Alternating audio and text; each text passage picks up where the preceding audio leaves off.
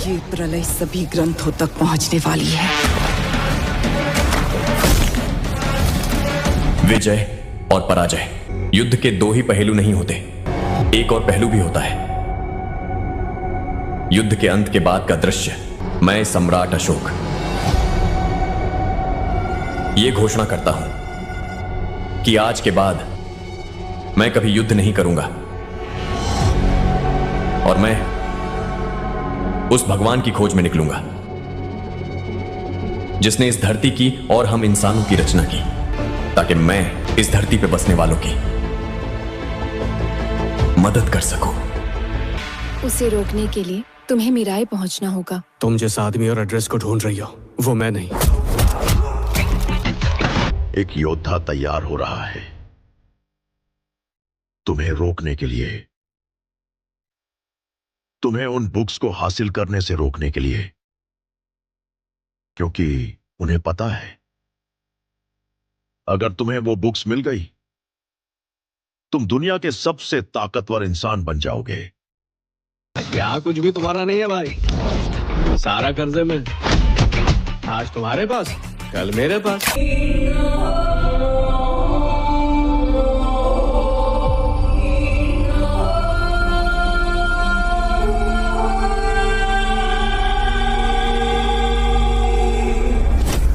एक थे सम्राट अशोक। इतिहास में एक दाग बन गया उनका कलिंग।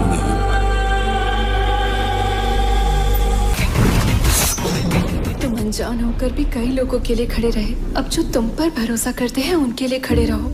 आखिर हुआ क्या है? सम्राट अशोक की भगवान को ढूंढने वाली इस यात्रा में उन्होंने वो पा लिया जो किसी भी इंसान की सबसे बड़ी इच्छा होती है। पता नहीं उनको भगवान मिले या नहीं, लेकिन उनको एक ऐसी चीज मिली जो किसी भी इंसान को भगवान जितना पावरफुल बना सकती है। मेरा अतीत तारा है। मुझे पता है चाचा, करने दो जिसे तैयार करना हो, लेकिन मुझे रोकने वाला आज तक पैदा नहीं हुआ। मेरी इस ब्लैक स्वॉर्ड के आगे कोई नहीं टिक सकता। ब्लैक स्वॉर्ड आ रहा है और उसे रोकने की ताकत सिर्फ और सिर्फ तुम्हारे अंदर है, क्योंकि तुम ही हो हमारे नेक्स्ट मिराई। नावक्रंद से मिल गए तो पवित्र गंगा में रक्त बहेगा। तुम्हारा पहुंचने का पहला लक्ष्य उस युद्ध के बाद हुए पश्चाताप से उत्पन्न हुआ एक गहरा राज। मनुष्य को भगवान में बदलने वाले इस राज को 9 पुस्तकों के रूप में बांट दिया गया और इन 9 पुस्तकों का संरक्षण करने के लिए 9 योद्धाओं को चुना गया। अब उसे हासिल करने आया है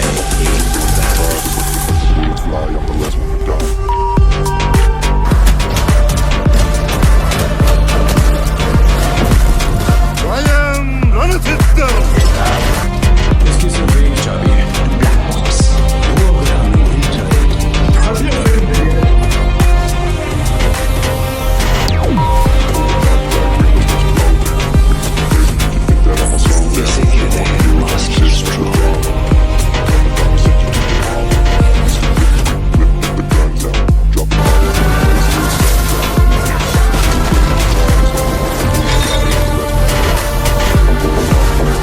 पौराणिक तत्वों और आधुनिक फैंटेसी को जोड़कर भारतीय फिल्में एक नई लकीर पर चल पड़ी हैं।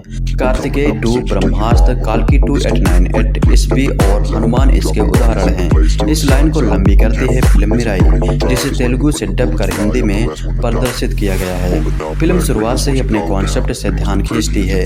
माँ के त्याग से शुरू होकर बेटे के मसीहा बनने की आगाथा दर्शकों को भावनात्मक रूप से जोड़ने की कोशिश करती है, लेकिन इसका प्रस्तुतिकरण कई जगह बोझिल और लंबा तो लगता ही है, साथ में कंफ्यूज भी करता है। इससे फिल्म का इम्पैक्ट बहुत कम हो जाता है। कहानी बेद यानी तेजा सज्जा की है, जिसे उसकी मां यानी श्रेया सरन जन्म के तुरंत बाद छोड़ देती है ताकि वह भविष्य में मानवता को बचा सके। 24 साल बाद वेद अपने मिशन के लिए खड़ा होता है और खलनायक महावीर लामा यानी मनोज मांचू से टकराता है। इस दौरान कुछ दृश्य फिल्म को सिनेमाई ऊंचाई देते हैं, लेकिन पटकथा लंबी है, कहीं कहीं उलझी हुई भी, और पौराणिकता व आधुनिक डायलॉग का मेल दर्शकों को असहज कर देता है। तेजा सज्जा का काम अच्छा है, वह अपने किरदार में सहज हैं। मनोज मांचू खलनायक के रूप में असरदार दिखते हैं। श्रेया सरन भावनाओं को स्क्रीन पर बाखूबी उतारती हैं। ऋतिका नायक समेत बाकी कलाकार भी ठीक ठाक हैं। राणा दग्गुबाती का कैमियो फिल्म को स्टार पावर देता है और दूसरे भाग की उम्मीद जगाता है।